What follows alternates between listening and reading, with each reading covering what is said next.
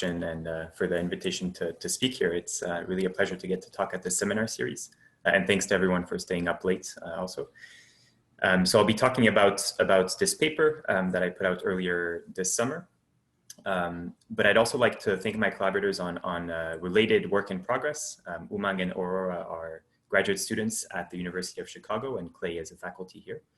I'm happy to tell you about some of this ongoing work if there's interest and time after the seminars, but I'll be mostly talking about this paper today. So let me start with a quick slide on the philosophy that I'll be following. So there's a bunch of very special quantum field theories that we know how to essentially completely solve, in the sense that we have a framework like perturbation theory or large N that we can use to study any observable to very high level of precision. Now that's of course too much to hope for generic quantum field theories, but that doesn't mean that all hope is lost. Generic quantum field theories still have some universal properties. We can still make some non-perturbative statements about them. For example, anomalies can be matched between quantum field theories. QFTs can be shown to have a positive definite operator. RG flows are not completely arbitrary, and we have things like Goldstone's theorem that that can also be proven. So the goal in this line of work is to unearth universal aspects of generic quantum field theories. So in some sense, to partially solve generic QFTs rather than completely solving special quantum field theories. So parts of this talk will be focused on CFTs, where the goal is even more precise because all of the dynamical data is encoded in the spectrum of operators and their 3-point functions, their OP coefficients. So the name of the game here is to find these, or rather find some of their universal properties, if any. And also let me point out that I'll be in space-time dimensions equal to 3 and larger. So these results will apply, for example, to the 3D Ising model, but more generally to any interacting CFT in 3 dimensions and higher. All right, so how do we organize the spectrum of a CFT? Well, we can use the quantum numbers of operators under the symmetries we have to label them. For example, their dimension delta, their scaling dimension delta, and their spin j. And in unitary CFTs, we know that these numbers will always satisfy this unitarity bound so that all operators will lie in this white region of the plot. Now, of course, we can't, we probably will never be able to find the whole spectrum of a CFT, but we do have methods that we can use to study corners of the spectrum. For example, the numerical conformal bootstrap has been extremely successful in the past few years in studying light operators in a few CFTs. But we also have analytic methods. For example, the light cone bootstrap has uncovered universal towers of operators, these double twist and multi-twist operators close to the unitarity bound, so close to the edge of the spectrum. In the middle of the spectrum, things are a bit more complicated. The spectrum is dense, but we still have some methods like Tauberian theorems or the Cardi formula that give us some average properties of the spectrum. So recently there's been further analytic progress in the case of CFTs that have extra internal symmetries. So let's assume we have a U1 symmetry for simplicity, then we can also use the charge Q of operators under this symmetry. And so, studying operators of large charge is kind of like studying, is kind of like turning a chemical potential and seeing what happens to our CFT once we turn on a chemical potential. And the kind of generic expectation is that a chemical potential will source both a current and an energy density. Okay, this doesn't always happen. There are counterexamples, but it's kind of the generic expectation. And when this happens, it leads to the following behavior for the lightest operator of a fixed large charge, that this smallest dimension grows with Q to this power.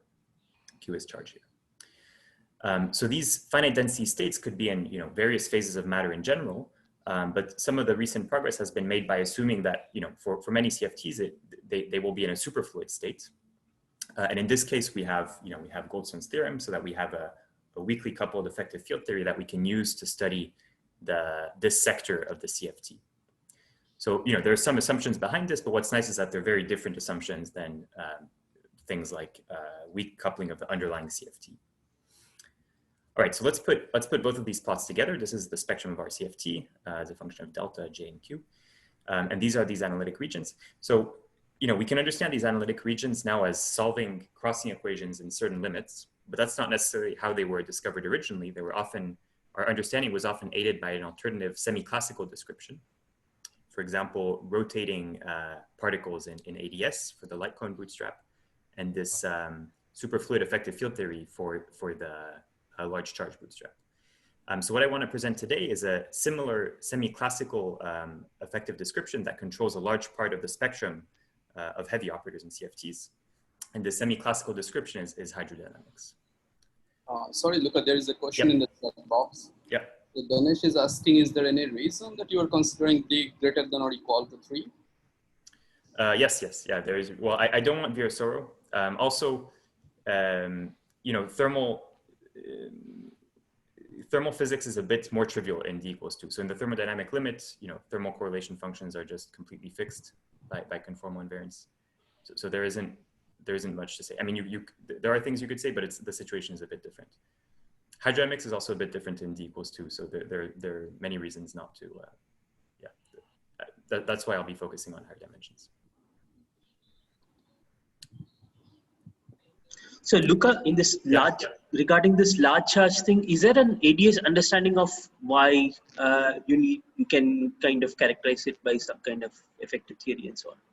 I've seen field theory side of analysis, but has there been any analysis on the ADS side? Do you know? On the ADS side, you're saying for this limit? Yeah. I would say there is more of a tension there. So first of all, I mean, the claim is that this superfluid effective field theory will apply, could apply much more generally than holography. So it could apply to the O2 model, say. In fact, people think it does apply to the O2 model. In holographic situations, it's a bit, it's unclear when it's going to apply. In particular, the lightest operator at a fixed charge you might expect is some extremal black hole or some very different state of matter than just a superfluid. And I think, there's a lot of interesting open questions there. Like, for example, are these things stable away from infinite n, and what is the true ground state? So I think there's still a lot to be learned there. For now, it's mostly an assumption. So the statement is, if the CFT is in a superfluid state when you turn on the chemical potential, then you have this effective field theory. Thanks. All right, so what can we hope to learn from this hydrodynamic description? So let me kind of contrast it to these two other analytic approaches, the large charge limit and the large spin limit, the light cone bootstrap. So in these situations, first of all, it's important that they only apply to really kind of edges of the spectrum. So close to the lightest operators at a fixed, close to the lightest operator for a fixed large charge and or spin. And in these corners of the spectrum, you can use these methods to basically find the spectrum, find the low-lying spectrum above the edge. And it's comprised of phonon-Fock states in the case of the superfluid effective field theory, and of these double twist and multi-twist states in the light cone bootstrap. And one important property of the spectrum here is that it's sparse. So the spacing the spacing between dimensions is order 1. And moreover, these methods can be used to compute OP coefficients between these heavy states and light operators that you might be interested in. So in the case of the large dimension limit, where delta is the only number that's being taken to be large, this situation is much more complicated because there are many more states. The density of states is exponentially large in the number that we're taking to be large. So it's going to be hopeless to find the spectrum. We're not going to try to find the spectrum there. But what we will be able to find is OP coefficients. We will be able to find predictions for OP coefficients involving heavy operators and light operators. So these results will be an extension of this really nice paper by Lashkari, Dimarsky, and Liu, where they argued that diagonal heavy light OP coefficients are fixed by thermodynamic properties of the CFT. Here we'll see much more generally that off-diagonal heavy light OP coefficients are controlled by hydrodynamics. And finally, this hydrodynamic description applies everywhere except the edges of the spectrum, because we need this large density of states to have a kind of thermal description of the spectrum. So let's see kind of how hydrodynamics will control the CFT data. So hydrodynamics, what the job of hydrodynamics is to tell us about the late time physics in a thermal state. Okay, that's what hydrodynamics does. So for example, if you look at the 2-point function of a light operator at late times, in a thermal state, it's going to be controlled by hydrodynamics. Now, microcanonically, we could write this as a sum over 4-point functions here in a background of heavy states with a sum over a microcanonical window. And finally, I could insert a complete basis of states in the middle and write this as, roughly speaking, as a sum over OP coefficients squared. You know, there's going to be some kernel, it's a bit more complicated. But at least we see that in some indirect way, hydrodynamics controls some average properties of the CFT data.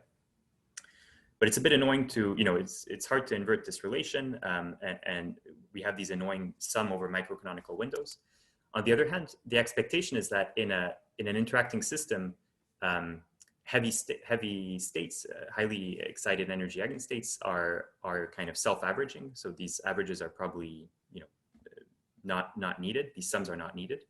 And this expectation goes under the name of the eigenstate thermalization hypothesis, which we can use here to save us some averaging. So the fact that hydrodynamics controls some of the CFT data is always true, but here, if we kind of use this ETH ansatz, we'll be able to make the connection much more simple.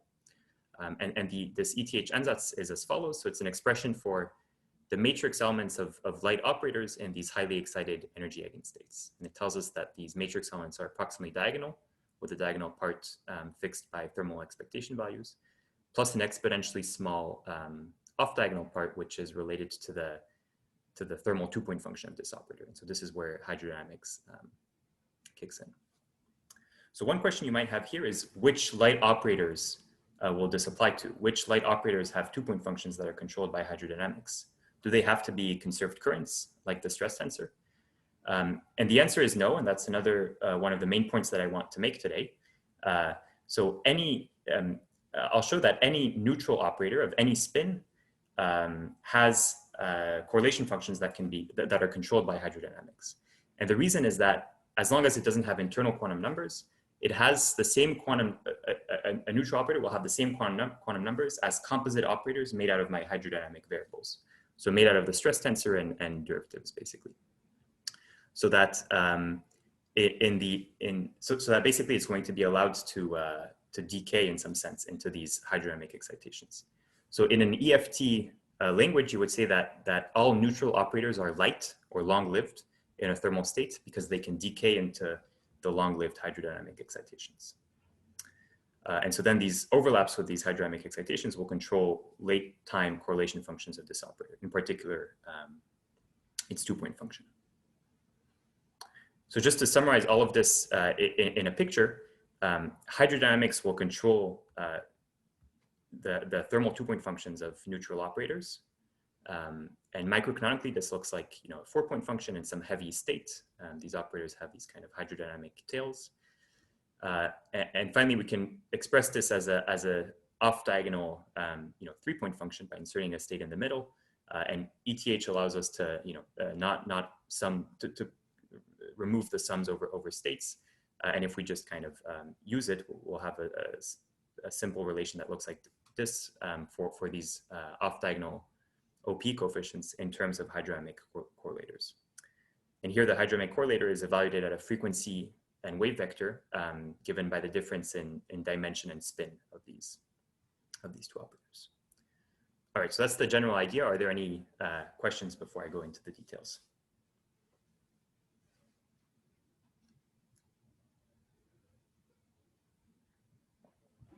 I guess you might come to this later, but the question about these general operators is always like what part of this statement is universal, right? I mean, so your claim is that all neutral operators, even some very, very heavy neutral operators, have the same property?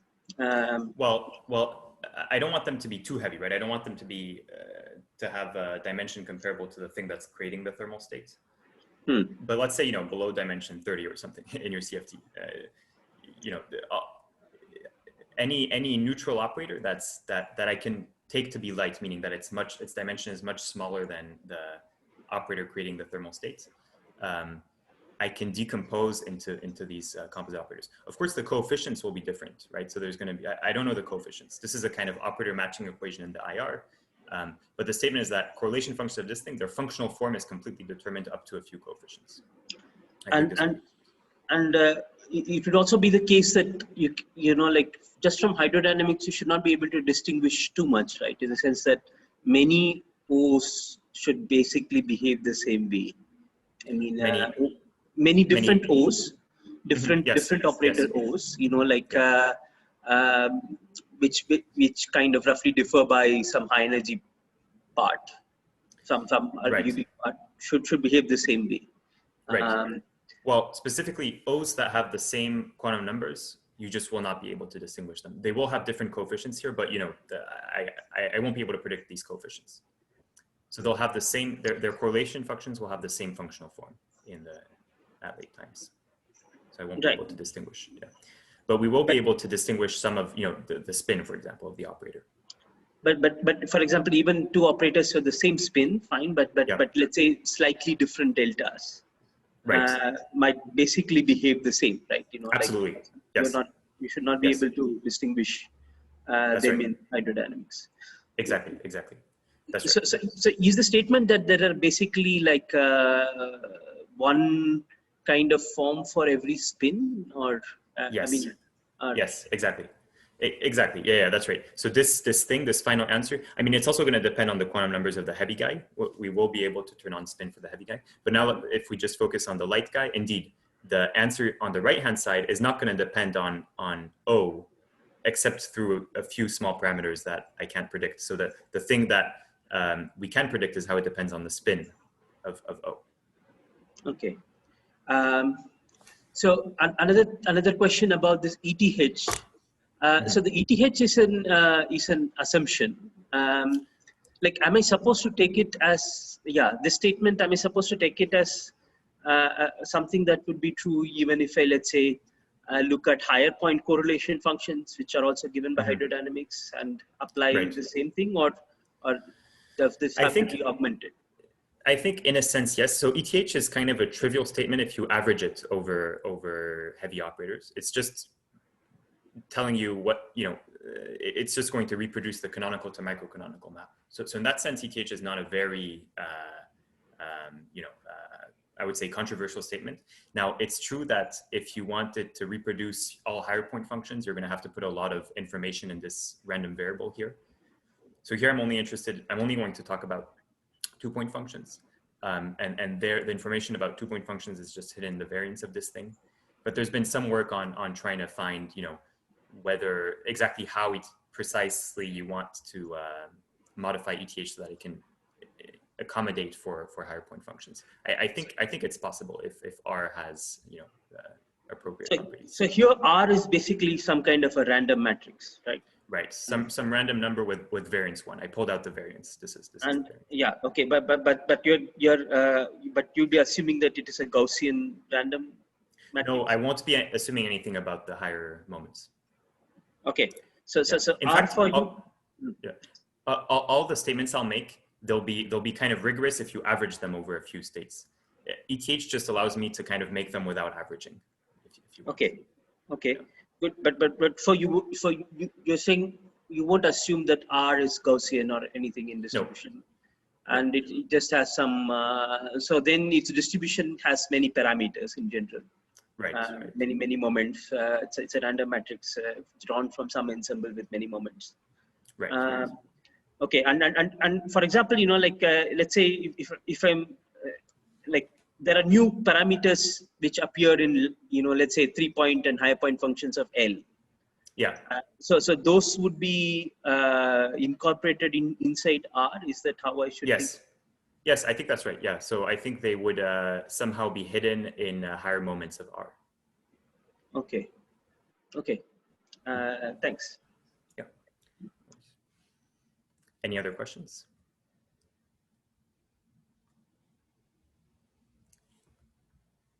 All right. Okay. So for the plan for the rest of the talk is the following. In these two sections, I'm basically going to explain in more detail what I said in the introduction. First, I'll explain how hydrodynamics controls these correlation functions of neutral operators, and then we'll see how that can be used to our advantage to make predictions for the CFT data. And then finally, we'll have some fun with heavy operators in situations where there's several large quantum numbers. So not just dimension, but also, for example, spin and charge. And we'll see that as a function of appropriate ratios of these quantum numbers, there's a lot of interesting physics that can happen. All right, so let's start with hydrodynamics. So any interacting system, in particular quantum field theory, is in a thermal state is expected to be described by hydrodynamics at sufficiently late times. So this is a pretty surprising statement. How is this even possible? How can all the microscopic details not matter? And I don't think we have a completely rigorous understanding of this, but the kind of cartoon explanation is that at finite temperature, most excitations relax with some characteristic timescale that I'll call the thermalization time. So that if you wait long enough, you're not really left with much. You're only left with things that can't relax arbitrarily fast because they're conserved. So conserved densities, their time derivatives are related to the gradient of something else, so that at long enough wavelengths for small gradients, their lifetimes will be parametrically larger than that of generic excitations.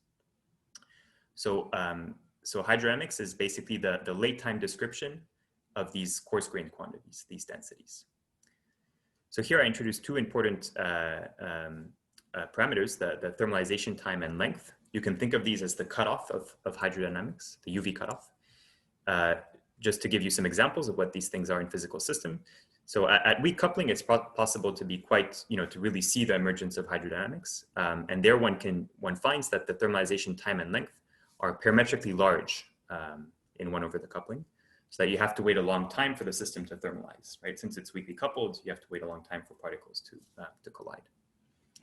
On the other hand, in strongly coupled QFTs that don't have any small parameter in the game, just kind of by dimensional analysis, we expect these thermalization time and lengths to be of order the inverse temperature. And this is indeed what happens in holography, for example.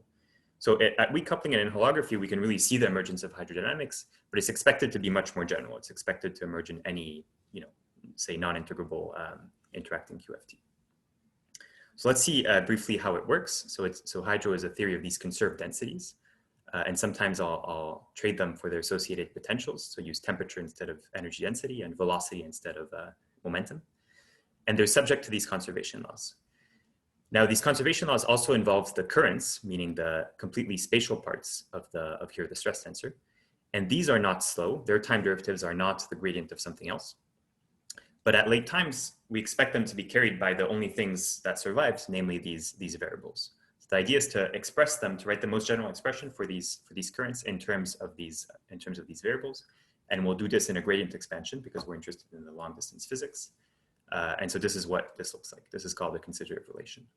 So at leading order in gradients, we have these two terms, and then we have one derivative corrections, the bulk viscosity, shear viscosity, and so on. So now if you were interested in the thermal 2-point function of your stress tensor, you would linearize around the equilibrium, so around the velocity pointing in the time direction and a constant temperature plus fluctuations, and plug back into this equation and solve for the fluctuations. And this way you would find the 2-point function here, the retarded 2-point function of the stress tensor of the momentum densities. And what you find is that there are two poles. There's a sound pole and a diffusive pole. The diffusion constant is controlled by the shear viscosity, 8 over S here. And the sound pole has some speed of sound, which is controlled by the equation of state. For a CFT, it's just trivial. The speed of sound squared is 1 over spatial dimension, and it has some sound attenuation. Okay, so this is how 2-point functions of the stress tensor are expected to look like in basically any QFT, interacting QFT. All right, so one way to think of these considered relations is as an expectation value near equilibrium. If we were exactly in equilibrium, we would, all the gradients would be turned off and we would just have this kind of ideal form for the stress tensor. But if we kind of gently stir our fluid and turn on small gradients, the expectation value will acquire these terms. That's one way to think about this. But today I want to advocate a different way, a kind of slightly different way to think about it. I want you to think about these considered relations as operator equations in the IR. So to make this even more manifest, I'm going to switch back from these variables to the densities, the energy density and momentum density. And let me just write this equation again, but in terms of these variables. Here I'm focusing on the spatial part of the stress tensor. It's just the same equation back in terms of the densities. And this is what it looks like. So I want you to think of this as an operator equation in the IR, the same as you would in effective field theory, for example, in pion physics, where I give you some kind of QCD observable, gauge invariant QCD observable, and you want to study its correlation functions in the infrared. You would write down all the possible operators that have the same quantum numbers using your pion degrees of freedom. And the claim is that up to coefficients that you might not be able to fix, the correlation functions involving operators on both sides of this equation will match in the IR. All right, so let's see some consequences of this operator matching equation. So one thing we notice is that at zero wave vector, because this term is a total derivative, it vanishes. So that if at zero wave vector, Tij will no longer linearly overlap with my slow hydrodynamic fields. So naively, you might expect it to be a kind of short-lived thing, so that its two-point function will decay exponentially. But this would be, but this is not the case because there is this nonlinear overlap. And what this means is that the late time correlation function of Tij at zero wave vector will be controlled by a 4-point function of these densities. So if I factorize this 4-point function, I'll get this expression. Sorry, I'll have a kind Luca, of, yep. Can I interrupt? Yes. So let's say this equation that you've written down, let's say I just look at the linearized thing. So I just have the first equation. Yep. So I understand that it captures the diffusion because it's kind of a diffusion, kind of an ansatz, where you say current is some gradient of the density. But does it also capture the sound pole? Is that the claim? Yes, it should. Here, I wanted to focus on the traceless part, but let's see. Maybe I might have written this equation for the CFT and written the sound attenuation rate as a diffusion constant because they're the same for the CFT. It should. The answer is yes, it should. I agree that this equation looks like it doesn't know anything about sound, but it should. So I'm just trying to understand what do you mean by these traces? The traces have some linearized, if I just look at the linearized linearized fluctuations, right. The traces, there's some linearized terms there. Is that how you get the sound physics or? Let's see, well, we can be a little more precise. Yes, I think that's right. There's going to be, so here I didn't write, I wanted to write an equation for the traceless part, which doesn't have this piece, but indeed, if the trace part, we know that it has, it's going to couple to energy fluctuations through here or here even, right? There's going to be a delta ij piece that just has a energy fluctuation. So a T00. I didn't write this part. I wanted to focus on the diffusive. It has both. So Tij, just to make sure that I'm following. So when you say traceless, it's traceless from the space point of view. From the space point of view, yeah. Because the CFT, the full stress tensor is anyway traceless. Absolutely, yes, yeah. Okay, so you're saying, so you're basically, by this trace, you are basically ignoring the pressure physics, which leads to the sound. Exactly. I want to, that's right. Here I'm focusing on the on the non-pressure part. So this is just the sheer mode physics, and hence it has only the diffusion. Okay, so I'm just trying to also understand this second term of T0 T0j. Is there a simple way to say why this is correct? So this is the correct nonlinear term. I would have thought a nonlinear term would have involved the data beyond ideal, but you're saying yes. Ideal fluid, the ideal equation of states itself is sufficient to write down the TT terms also? Yes, there will be higher order corrections, if that's what you're saying. There will be, so here I basically converted these velocities into momenta.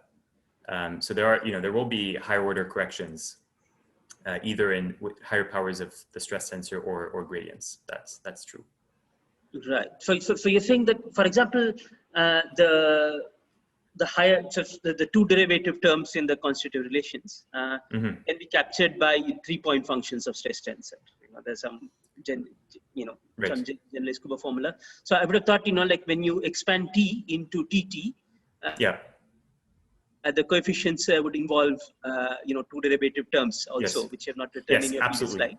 That's right. No. That's right. Yeah, it's in this dots. So there are terms that have more derivatives here, that indeed that will be in this expression. But your claim is that those all involve some derivatives, and the non-derivative term is just completely fixed by ideal fluid and ideal data.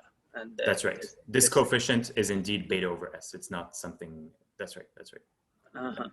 So there are exactly here. I'm giving. In fact, this calculation will only use this leading term. So there are higher. You could include these terms, and they would lead to sub 1 over T suppressed. So corrections that are suppressed at late times to this answer.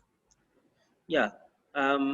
So just one more question. Why is it beta over S? I mean. Oh, this is.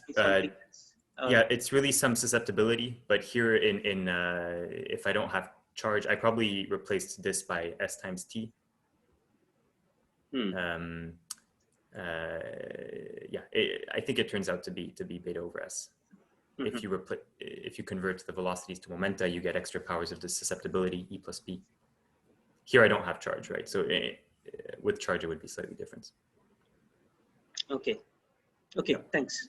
The stress tensor is kind of special in the sense that these coefficients have a name, right? They have a meaning. Later, we'll do this kind of operator matching with generic operators. And here I'll just put a bunch of unknown coefficients in that case. But it's true that the stress tensor, we have a bit more power because these coefficients are related to thermodynamic properties that we care about, so that they have a name.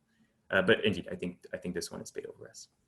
It's important that there's a 1 over something proportional to the free energy, because these loop effects tend to be suppressed when there's a large number of degrees of freedom, and that's one way to see it. Yeah, so it's 1 over S suppressed. Yes. Right. S, and is there some gender statement like that? For example, if I go to like T's, would it be 1 over S square and so on and so forth? Or? Yes, absolutely. Yeah, there's okay. Yeah, I'll make that statement. Okay, yeah, fine. In a bit. Yeah, indeed, there's a kind of loop counting parameter in some sense. Okay. Yeah.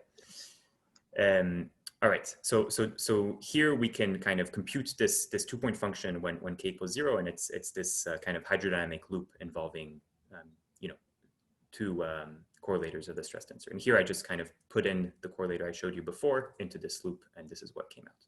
So we see that it has a polynomial decay instead of an exponential decay because of this nonlinear overlap with hydrodynamic modes.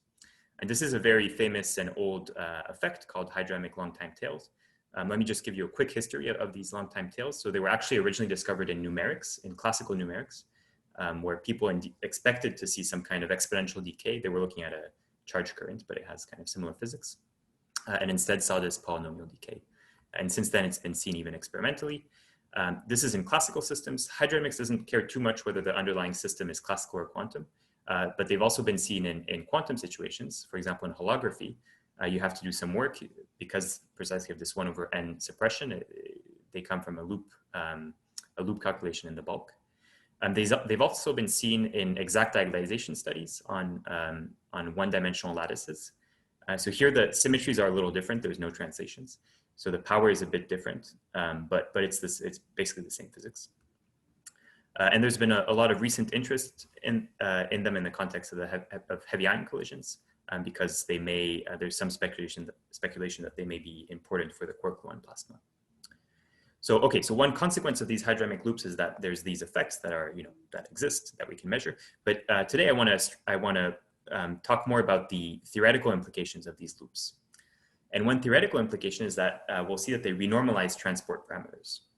So if I were to try to compute a diffusion constant in my in this system using a kind of Kubo formula, or a 2-point function of the stress tensor, I would get the leading the leading answer from tree level hydrodynamics would just be the actual diffusion constant. But these loops, these same loops, if I Fourier transform them, I'll get this correction, this loop correction to this quantity, which has this power of frequency. Here D is the spatial dimension. So here we see that as long as the spatial dimension is larger than 2, these loop corrections are small at small frequency. Okay, this is a sign that interactions are irrelevant in this system.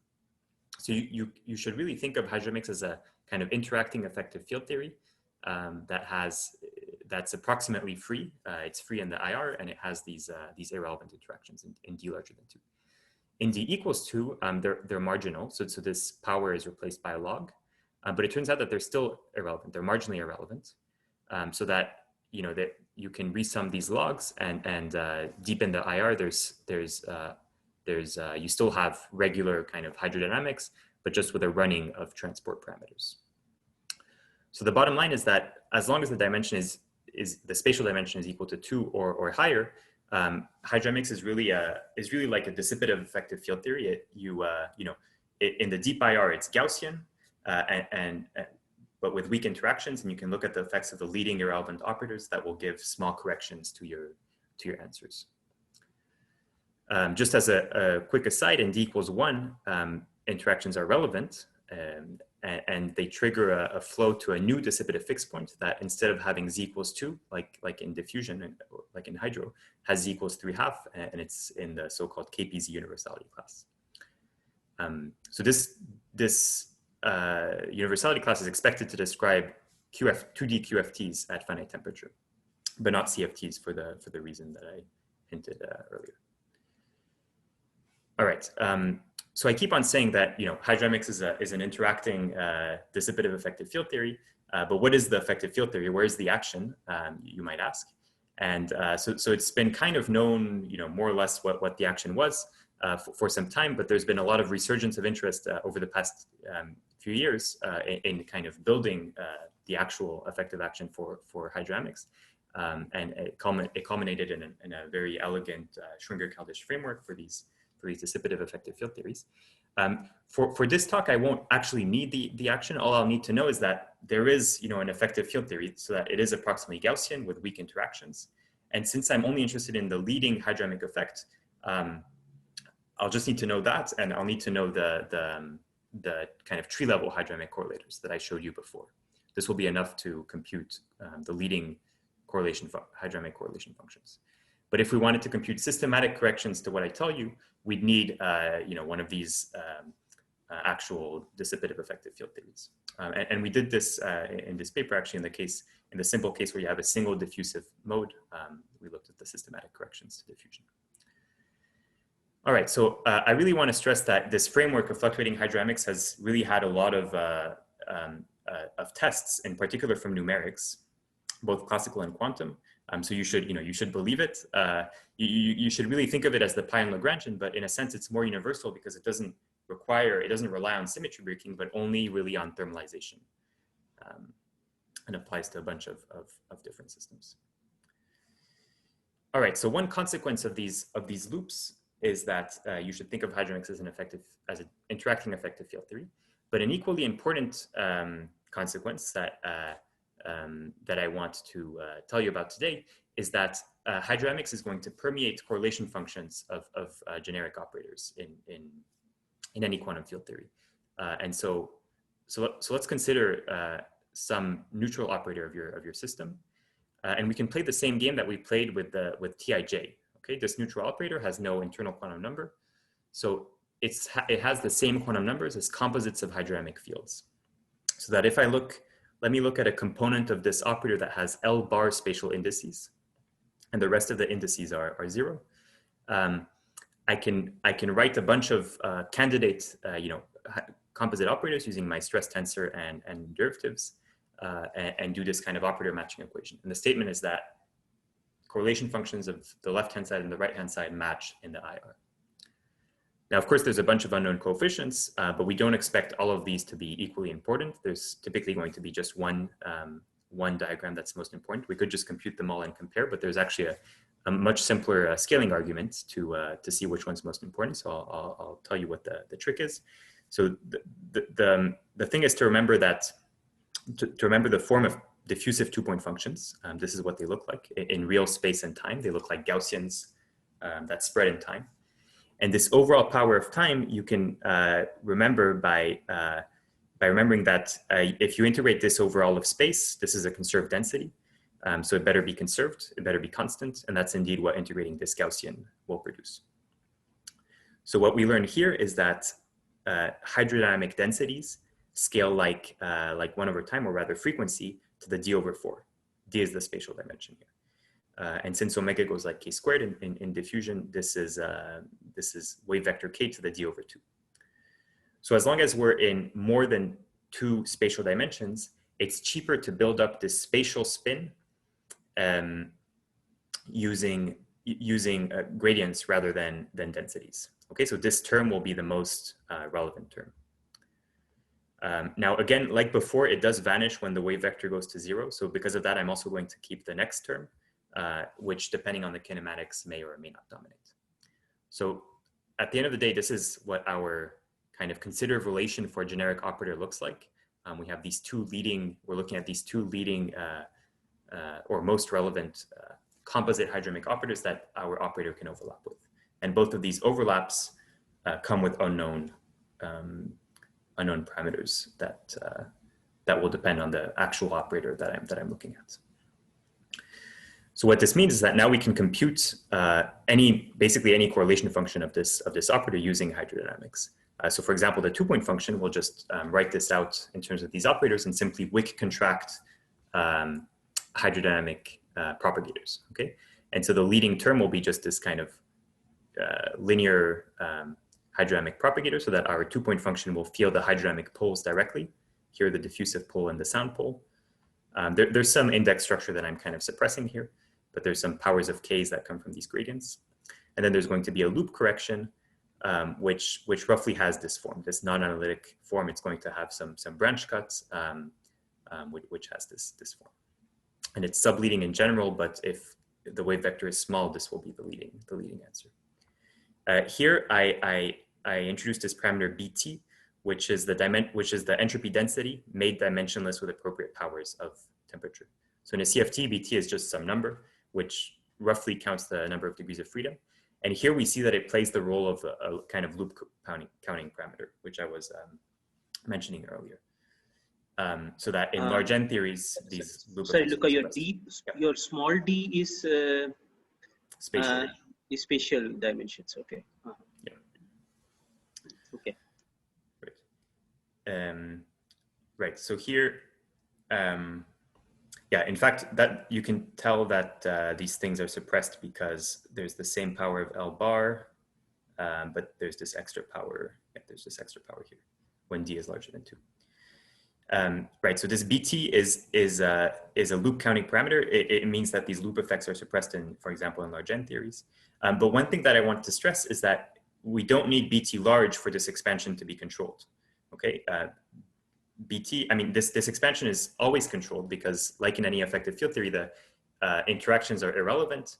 So they always lead to suppressed corrections at frequencies and wave vectors below the cutoff, which is temperature, roughly speaking. So we always have a controlled expansion, but this BT will appear kind of as a loop counting parameter.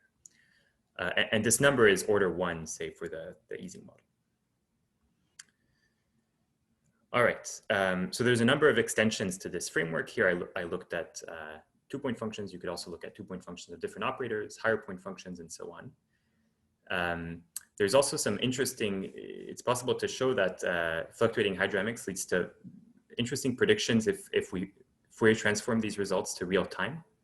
It turns out that there's a kind of dangerous irrelevance of interactions in this case, and that a generic operator at very late times wants to decay into more and more hydrodynamic fluctuations and leads to a kind of cascading effect, and eventually to a breakdown of perturbation theory at very late times. So this is it's a nice story, but it's a bit tangential to what I want to say today. So I'm happy to tell you more about it after the talk, if you're interested.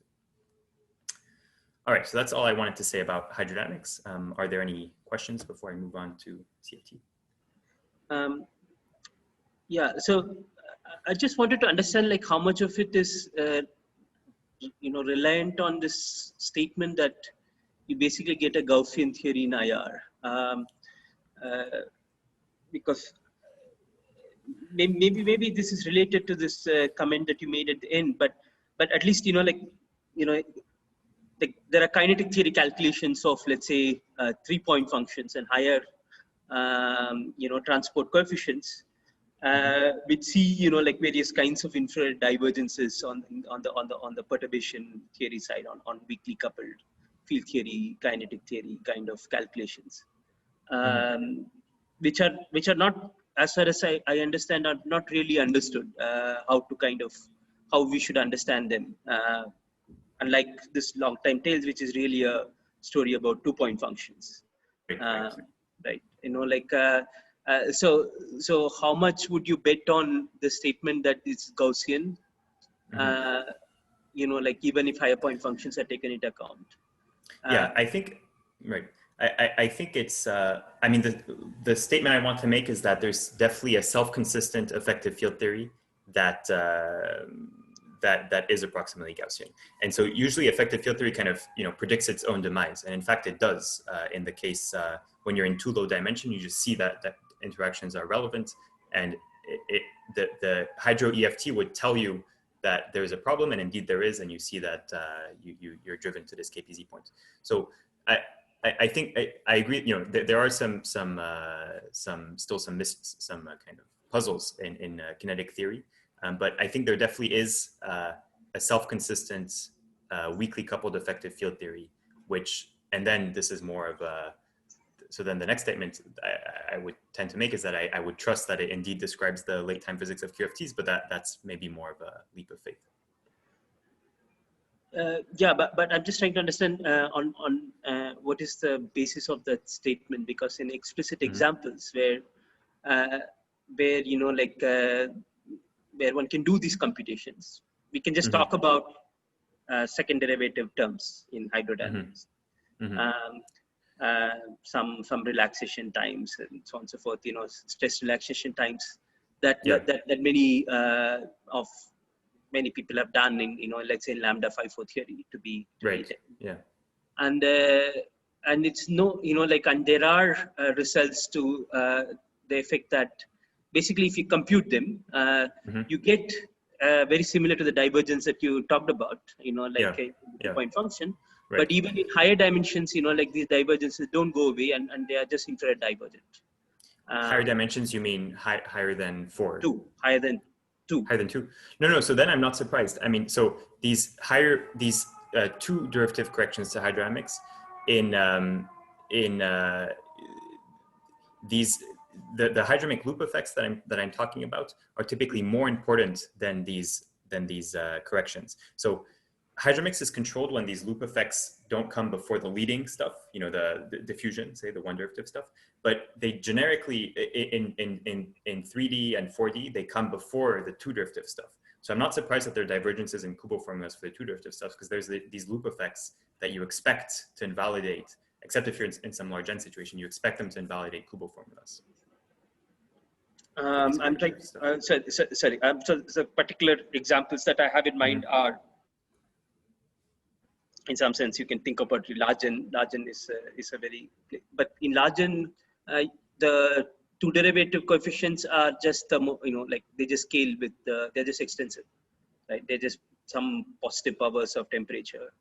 But you're saying that I'm saying that if you tried to write down a Kubo formula for it, it would be it would get the same way that here I tried to write down a Kubo formula for diffusion. Yes. And in 3D I was lucky because this term is small, and so indeed I get this constant. But in 1D I'm in trouble, right? So if you try to write down a Kubo formula for these coefficients, let's say you just want to study, even if you know what the coefficient is, let's say you just want to study some kind of limit of the correlation functions, you'll have loop corrections that will be more important than the leading answer from tree level hydrodynamics. So I think that these are subtle effects. You'd have to somehow be careful about how you're accounting for these loop corrections. I'm not too surprised that there's some trouble with second order hydrodynamics is what I'm saying.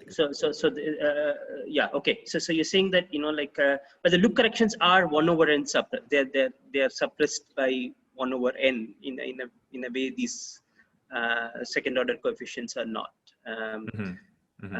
So there's a sense in which it's true that their omega scaling might be such that, I mean, there are two things here, right? When you have two terms, which one is dominant, it's a question of how do they scale with omega, and also about the coefficients. How do they scale with, let's say, n? Maybe that's not your ambit, large N theories, but in large N theory, there's another parameter, and which kind of suppresses the loops. Right. Suppresses fluctuations and so on. So you're saying there's in these large N theories, there's an example of an IR divergence that you. Yeah. So this is we can talk more about it maybe after your talk is over. But these are just calculations by the standard suspects. Guy Moore and so on and so forth who compute such things on the perturbative side. I see. Yeah, it would be interesting to make sure it doesn't invalidate these hydrodynamic effective field theories, but yeah. Because I would take the viewpoint that, you know, like what happens with this higher point functions is still not quite understood. You know, like I'm kind of you know, like at least I don't understand them very well. Yeah, I agree. I mean, on a slightly more pragmatic level, though, these things can be studied in numerics. So the numerics that have been done to study hydrodynamics usually don't have all the symmetries we like, but they do have some conserved stuff. And so you can kind of test hydrodynamics, you know, the general aspects of hydrodynamic fluctuations in these theories. You can look at higher point functions, and there it really stands out well. Like there's kind of scaling that you expect to see. There's also no large parameter in the game. They're just strongly coupled systems. So maybe there's some subtleties that happen that enter in when you have an extra large or small parameter in the game. But yeah, it would be interesting to see if there's a maybe to understand your example a little better. Okay, thanks.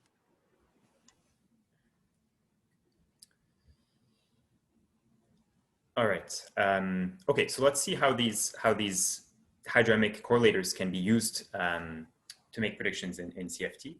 So we're interested in these OP coefficients, heavy, light OP coefficients in CFT, and the operator state correspondence can be used to express them as matrix elements of our light operator. And then, as I said earlier, you know, there's some kind of just going from canonical to microcanonical.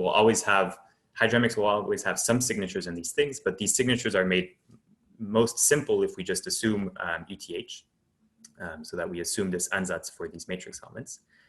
And let me first focus on the diagonal part. So I'm first going to quickly review this paper by Lashkari, Dimarsky, and Liu. So we look at the diagonal part of ETH, and what it tells us is that matrix elements look like the thermal expectation value of the operator. So again, if you average this over a microcanonical window, this would just be the canonical to microcanonical map, right? This would be an obvious statement. But here ETH says that you basically don't need to average. And here the temperature is related to the energy of these states by the usual microcanonical to canonical map, so by the equation of states, which for a CFT is kind of trivial up to some number. And one way to get this relation between beta and delta is by expressing the energy density in two different ways. So on one hand, we know that the energy density is the total energy created by the state on the sphere, divided by the volume of the sphere. So here I'm suppressing some factors of pi and so on. But the energy density is also the expectation value of the stress tensor, which by scale invariance is just temperature to some power times a number. Okay, and this number is precisely the BT that I defined earlier. Moreover, this thermal expectation value is also constrained by scale invariance up to some number. So this is what it looks like. So if we put these results together, we get an expression for the OP coefficient in terms of these two numbers and the dimensions of these two operators. So this is really a striking, you know, very universal formula. So for example, if I fix my CFT that I'm studying, this will fix BT. And let's say we choose a light operator that we're interested in. So there's going to be some non-universal number here that's just fixed. Then it says that the OP coefficients of heavy operators with this light operator have this universal form that only depends on the dimension of the heavy operator in some pretty simple way. It's a pretty striking result, I find. All right, so now let's look at the off-diagonal matrix elements. So since they're off-diagonal, there are more parameters in the game. We have 2 dimensions. We can also play with the spins of these heavy operators. So we'll still work in the limit where these dimensions are large, which has been called the macroscopic limit. But I'm also going to allow a difference in the dimension of the 2 operators. I'll call this a mesoscopic difference in dimension, which can be large, but not as large as the total dimension. So one way to think about this limit is that we're keeping a finite energy density on the sphere and then taking the thermodynamic limit so that the dimension goes to infinity with this, this power of R. And at the same time, we want to evaluate this correlation function, which is evaluated at the difference in energy of these 2 states at a finite frequency. So we want the difference in dimension to be equal to a frequency that we keep finite times the radius that we take to infinity. All right, so here epsilon and omega are kept finite as r goes to infinity. And finally, we want hydrodynamics to apply. So we want the frequency to be smaller than the cutoff of hydrodynamics, which is avoided temperature. So what this final constraint, how this reads in terms of the CFT data is as follows. It tells us that the difference in dimension is allowed to be large, larger than 1, but it has to be smaller than this, this large number, this power of delta to the 1 over spatial dimension plus 1. So here delta, or rather delta over BT is really playing the role of a control parameter. We're taking it to be large, and it's opening a window for hydrodynamics to describe a portion of the CFT data. Okay, and we can do the same thing with spin. We could turn on some spin and have a mesoscopic difference in spin, which will translate to a finite wave vector that we evaluate the hydrodynamic correlator at. All right, so the prediction will look like this. These off-diagonal OP coefficients squared will be exponentially small as expected on general grounds, times some hydrodynamic two-point function of this light operator. And this was the kind of cartoon for this thing. Now, these things, you know, there's a lot of data in this equation. These things all these operators have spins. There's a bunch of tensor structures. So let me kind of spell out a bit what's happening. So first of all, OP coefficients satisfy some kinematic constraints from conformal invariance. And these have been studied in particular in this paper, where they wrote down all the possible tensor structures that are allowed by conformal invariance. I won't explain them, I'll just kind of flash what they look like. But the only thing we need is that basically the tensor structures, the allowed tensor structures that classify the OPs you can have between these operators are labeled by 3 integers. So the left-hand side here will depend not only on the dimensions and spins of all of these things, but also on these 3 integers. Now the right-hand side also has some structure. Remember the hydrodynamic prediction for this correlation function depended on how many spatial spins, how many spatial spins the operator has. And finally, I had suppressed this in the slides before, but there's some dependence on the tensor structures that, you know, you can have several contractions of the wave vector k. So there's basically these 2 integers that label the hydrodynamic answer. And they'll map to 2 of these integers on the left-hand side. So there's one integer, which is, for those who know this notation, which is basically labeling the number of tensor contractions between the heavy operators. And the hydrodynamic answer doesn't depend on this thing, but it does depend on all other quantities. All right, so the complete answer is very, you know, is a little too rich to express in a single equation. So let me look at some special cases. Let me show you some special cases. So the bottom line is that these OP coefficients are sensitive to hydrodynamics. Some of them will feel kind of linearized hydrodynamics and directly feel hydrodynamic poles, like the sound pole or the diffusion pole. And some of them will feel higher loop effects. So what the sound pole looks like is basically a resonance of the OP coefficient when the difference in dimension of the heavy operators approaches the difference in spin times the speed of sound squared. And this resonance is dampened by the shear viscosity to entropy ratio here.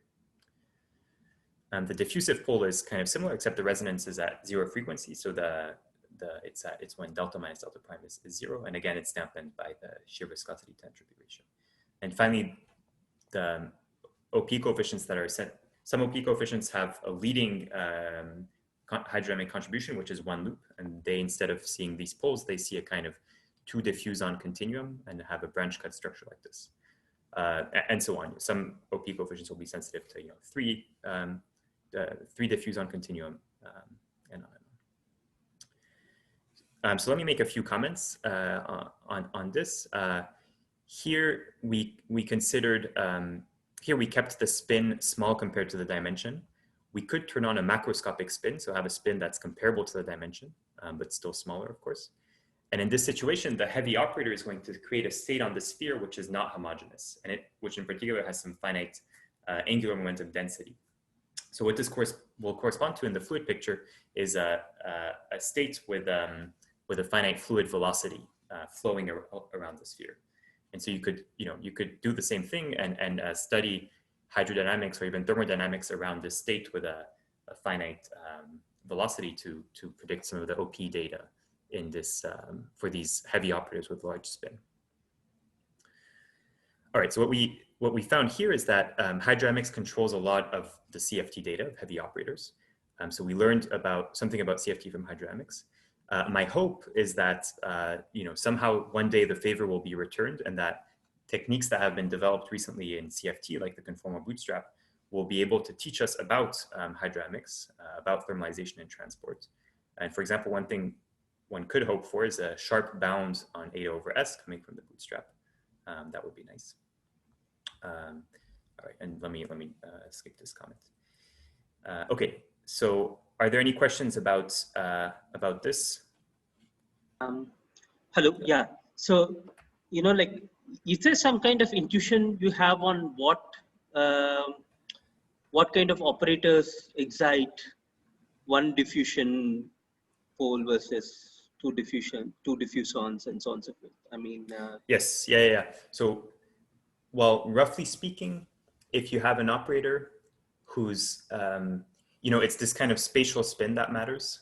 So let's say you give me an operator with some spin, and I look at a component of this operator that has more than one spatial index.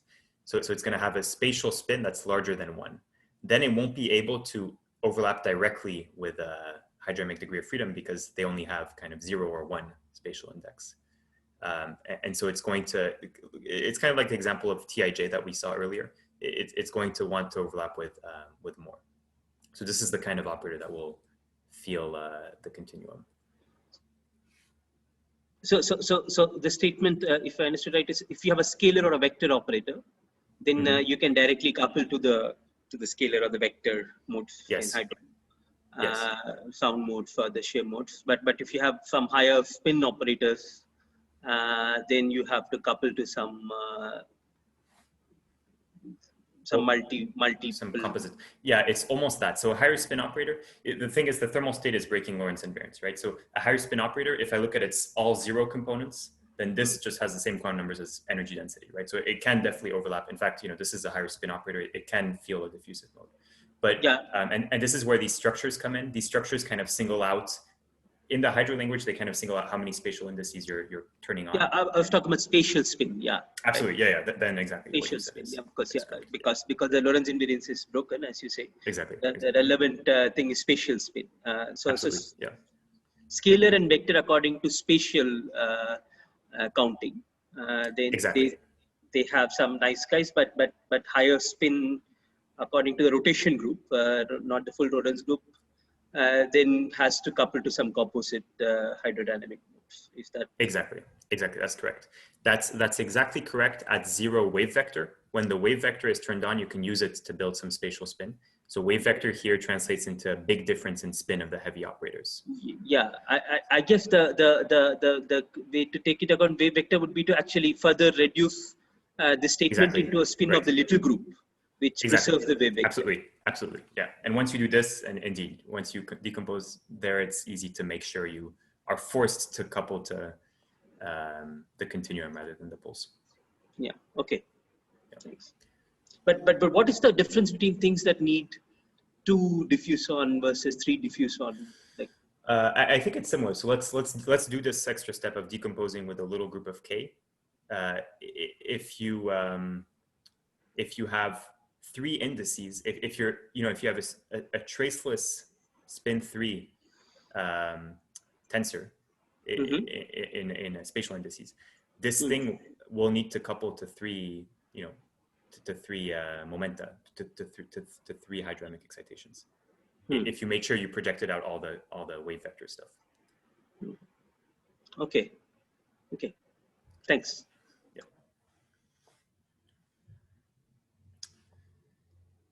Any other questions?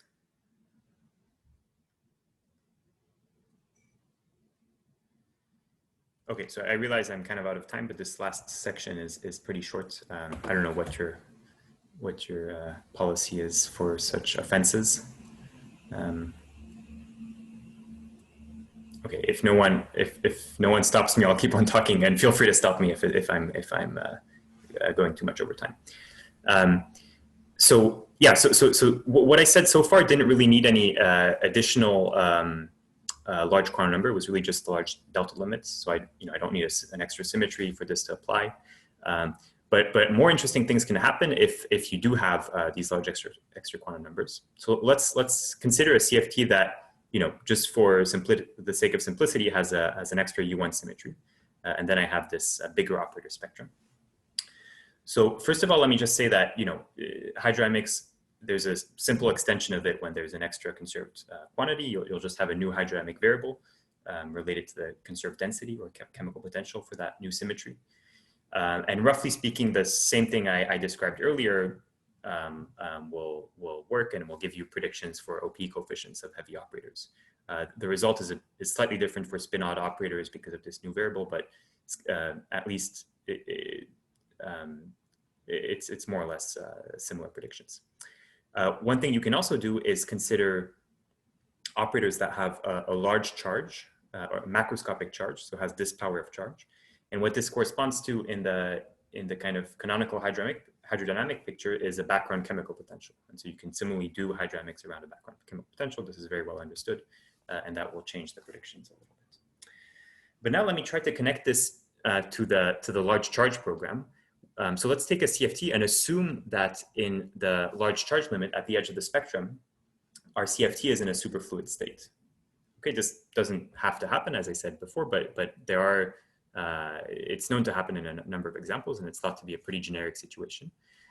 So what happens in that case is that there's a zero temperature effective field theory that you can use at the edge of the spectrum to compute some things. Let me just quickly review this effective field theory. It's just the effective field theory of a single Goldstone, because you're assuming the U1 symmetry is spontaneously broken. And it has this funny kinetic term because of scale invariance. Although it looks a bit worrisome, you have to remember that we're expanding it around a semi-classical solution that has finite charge density. And so once we expand it, it's going to have a more normal looking kinetic term. And so you can compute the currents in this around this semi-classical solution, and they'll have a finite expectation value for the charge density and stress tensor. So here, this coefficient C1 kind of plays the same role as BT in the thermal case that we were considering. And you can use this effective field theory. It's been used to compute the spectrum of excitation. So we'll have just a weakly coupled boson. So we'll have Fock states, a Fock space of states above the vacuum. And it can also be used to compute OP coefficients involving these heavy operators and light ones, and so on. But here, so as you go away from the edge of the spectrum, first of all, the spectrum is going to get denser and denser. Okay, your Fock space, the states just get denser and denser. And also here, this theory is not completely free. It does have interactions. It's weakly interacting. It's an effective field theory, but it does have interactions which are going to lead to splitting of these levels. So that eventually things will look, pretty random and thermal. Eventually the spectrum will look thermal, and that's when we expect the emergence of hydrodynamics. And it's possible to be much more precise about this. In fact, this is probably the first example of the emergence of hydrodynamics that was understood by Landau in this two-fluid picture of superfluid hydrodynamics. And now our way of understanding this is by using kinetic theory. You can basically take this effective field theory and just turn on a finite temperature and compute, thermodynamic quantities and even transport quantities by studying scattering of phonons. Okay, and if you do this, you'll find a shear viscosity from the effective field theory, which is very high because it's a weakly coupled system. So here, the effective field theory will produce, all the hydrodynamic parameters that I talked about earlier, just in terms of this single parameter, basically. Okay, so this kind of connects the two descriptions. So what we have basically, if we kind of leave the edge of the spectrum, is we expect a dissipative finite temperature superfluid, and we can again do the hydrodynamic. The hydrodynamic description of this is very well understood, and we can use it to get predictions for the CFT data. Now, on the other hand, if we look at this part of the spectrum, so here let's take a heavy operator with no or little charge. We don't expect the state to be in a superfluid state. Okay? We don't expect the symmetry to be spontaneously broken. So what this means is that in these CFTs that are in a superfluid state at the edge of the spectrum, there has to be some kind of thermal phase transition in the spectrum of operators. Okay, so there is a precedent for this. Holographic superfluids are an example of systems. They're CFTs, they're holographic CFTs, which have a thermal phase transition as a function of chemical potential divided by temperature. So at very low temperature, they're superfluids, and as you crank up the temperature, at some point the symmetry is restored. But in the case of holographic superfluids, the transition is in the mean field universality class because of large N. However, in this more generic situation, in a generic CFT, there's no reason to believe it should be in the mean field universality class. So for example, if we took a 4D CFT with a UN symmetry, and if it has this superfluid state, then what we expect to see is a thermal phase transition in the spectrum of operators that's in the 3D Wilson-Fisher universality class. So we expect to see some 3D, some Wilson-Fisher exponents from one dimension lower that are somehow hidden in the spectrum of these operators that are controlling the CFT data around here. If we go one dimension down, if we start from the 3D Wilson-Fisher fixed point, U1 Wilson-Fisher fixed point, what we expect to see is a BKT transition, which is kind of special infinite order phase transition and has proliferation of vortices. So there's this kind of potentially rich picture of the phase diagram. Here, I only turned on charge. I can also turn on spin. So I talked a bit about what macroscopic spin looks like. It will lead to a kind of spinning fluid. But I can also turn on both. So since I'm always studying heavy operators, let me just cut a plane in this plot at large dimension and plot simply charge divided by the appropriate power of dimension and spin divided by dimension. Okay, so this is just a cut in a large dimension cut in the previous plot. And this axis is the normal fluid to superfluid transition that I discussed earlier. So now you can ask what happens if you turn on spin, for example, in the superfluid. And this was done in this paper where they took the superfluid effective field theory and just looked at what within the effective field theory, what is the lowest energy state that has a given spin. So if spin is small, say order 1 or 2, the state is just going to be a single phonon. You excite a single phonon state that has some spin. But if you crank up spin, at some point, it's more advantageous to build to create a vortex, and your system has a single vortex. And at some point, if you keep on cranking up spin, what you get is a vortex lattice. Okay, and you can keep on doing this until finally the EFT breaks down. And instead, when the spin is close to the dimension, this is when the spectrum is controlled by the light cone bootstrap. And it's not really known if there's some kind of description that will unify these two. But now all of these theories can be, we can turn on temperature for all of these theories. I described what turning on temperature for the superfluid leads to this dissipative superfluid, which will have a transition. But we can also do this for the vortex lattice. We expect it to melt.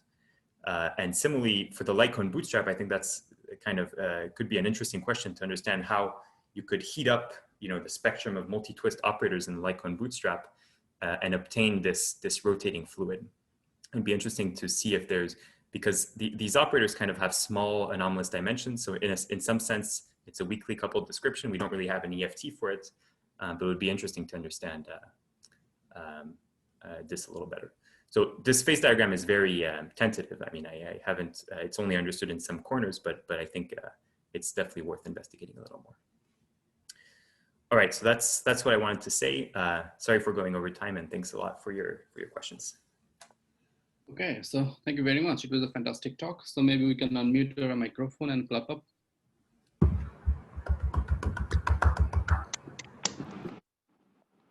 Yeah, so it's the time for formal questions. So if you have any questions, please unmute your microphone and carry on.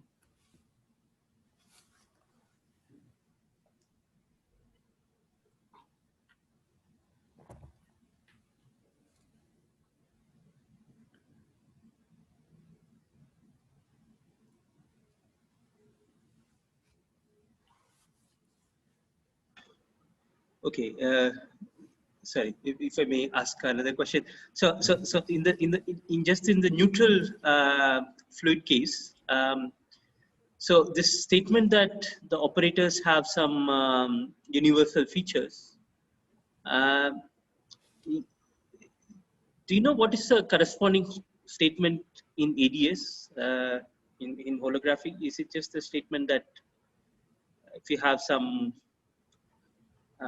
fields in some fluid gravity background or something, there's some universality to it? Right. Right. Yeah. So I think first you'd want to be in a situation where generic scalars get thermal expectation values, which isn't necessarily automatic depending on the geometries you're considering, but there's some work on that's been done on making sure that like taking a theory with a scalar operator at the boundary, a single trace scalar, and giving it some kind of thermal hair in the bulk. So they're you could, and this in fact you can test. So in these geometries you have a thermal expectation value for the scalar operator, and you can check that its 2-point functions indeed feel the hydrodynamic poles, because it couples to fluctuations in temperature. Its expectation value is temperature to the dimension of the operator, and so its 2-point function is exactly what you'd expect by just assuming that temperature fluctuates. So there you can check this. Now, I don't know what you would want to test for generic operators. So which operators do you have in mind? Like, are you saying multi-trace operators, or? Let us say, I just want to check, for example, the statement that you made that of various tensor structures and so on in detail in ADS. So would it be that like you put some probe higher spin field in exactly, yeah, and then you check something, right? Yeah. So for example, let's say you take a spin 3 operator on your boundary. First of all, you want to check that it indeed has the thermal expectation value that it's allowed to have by symmetries. So it's allowed to have an expectation value that points in the time direction. That's the first thing you want to make sure. If it doesn't, then it's just kind of a peculiarity of your solution, right? It has some kind of Z2. You could say that it's a charged operator in this situation, so it doesn't have a thermal VEV. But if it does, then it's allowed to couple to hydrodynamics, and then you could indeed check correlation functions of this operator and see that. Yeah, exactly. See that they reproduce. So you would say that this work that you've described gives you a prediction for what the answers would be in such a system, which right. could be checked. Yes, I think that's right. I think that's right. Yes. Okay. And similarly for the charged guys also. Right. Okay. Yeah. Okay. And okay.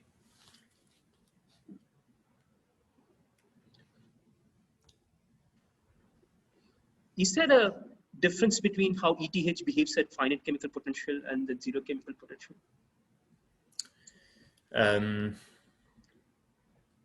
Let's see. Well, I mean, whenever you apply ETH, you have to make sure you're accounting for all the symmetries, and that you're not forgetting. Yeah, so I think as long as you're careful with this, it also applies with chemical potential. One limit that that's a bit that I'm less sure of is zero temperature. Just chemical potential. So there, I don't really expect anything like ETH to hold, but in a way, it's kind of what's assumed in this work on this superfluid limit. So if you take a CFT and turn on a chemical potential and find that it's in a superfluid state, okay, great. It doesn't necessarily tell you that every single large charge state is a superfluid, right? Is described by a superfluid. It tells you that on average, it looks superfluid. So you could have, there could be a few missing, for example, or something like that. The spectrum doesn't have to look exactly like a superfluid spectrum at every large charge. But it seems to be the case that in some CFTs, it just works this way. So there's this is kind of a zero temperature analog of ETH, where, things are self-averaging immediately. You take a single large charge sector and you see the superfluid spectrum. I don't know if it had to work in these situations, but it's interesting that it does.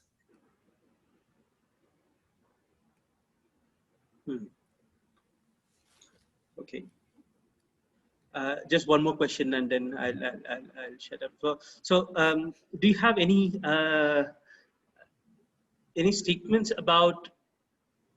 So the hydrodynamics basically predicts retarded correlation functions, right? From a Schwakel point of view, some average and difference, all other differences inside. So, like, but, like if you think of your operator product kind of statements, in principle, you could go beyond that. But are these like, do you know whether that is true, that you can use these operator statements to actually predict more than just retarded correlation functions? Yeah, that's a good question. So let me actually look at this this thing. So here, if I just take one of the operators that I chose, do the matching, and then compute this correlation function by Wick contracting, what it's going to give me is the symmetric thing. So it's always going to be, in some sense, time ordered and symmetric. But you might ask, how can you access different time orderings? I guess maybe that's one way to access your question. And I think you could, but you would need just a different contour, different Schwinger-Keldysh contour. So there's this paper by Hong Liu and Mike Blake and I think some other collaborators on computing OTOX in these EFT approaches. And I think you can do it, but on a different contour.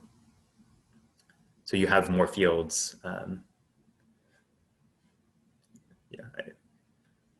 It might be that it introduces more parameters too, though. Here the statement is that for these time-ordered correlation functions, you're not increasing the number of parameters. So it's still just these, two single or even one single overlap that control all the higher point symmetric correlation functions of this operator. Yeah. So I mean, then the question is, how do you think about these parameters in the case of, in terms of the operator product expansions? Because you have already considered all the operator products and classified them with various coefficients.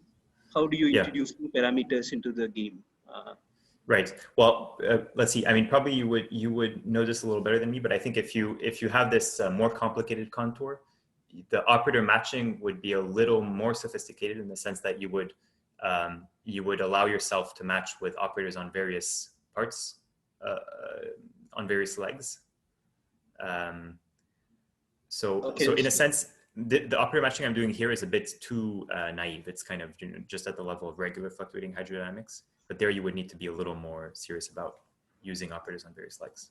Okay, so if I understand that you're saying this operator product expansion, I should really think of it as operator products in some Schwinger-Keldysh contour, generalized Schwinger-Keldysh contour, rather than as, I think that's... okay. Yeah, then you would have many parameters, yes, because you'll have many copies of the operators and so on. Right, exactly, yeah.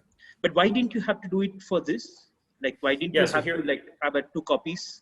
How did you get away with just 1 copy operator product expansion? I think let's see. Well,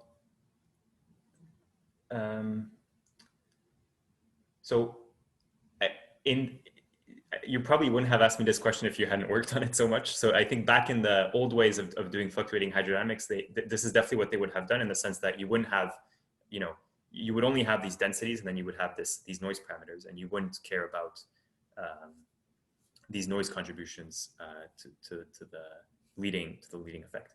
But in these Schwinger-Keldysh approaches, probably what I would say is that all these operators can have thermal expectation values. So they have to be I guess what you would call the R, the symmetric, they have to correspond to the symmetric field. So you wouldn't write down, at least at the linear level, you wouldn't write down the anti-symmetric fields.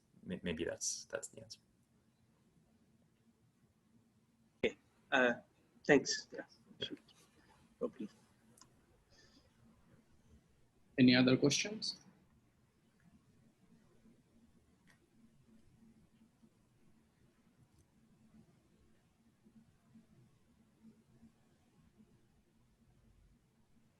Yeah, I don't think there are no more questions. So thank you very much, Luca, once again. So it was a fantastic talk. So thank you everyone for joining, and I wish everyone have a very nice time. Luca, thanks again, and have a good day. Thanks for having me. Bye. Yeah, and Luca, yeah, maybe we should talk some other time. Yeah, that would be great. It would be great. Yeah. Probably too late for you. Yeah. Okay. Thanks a lot for the talk. Thank you.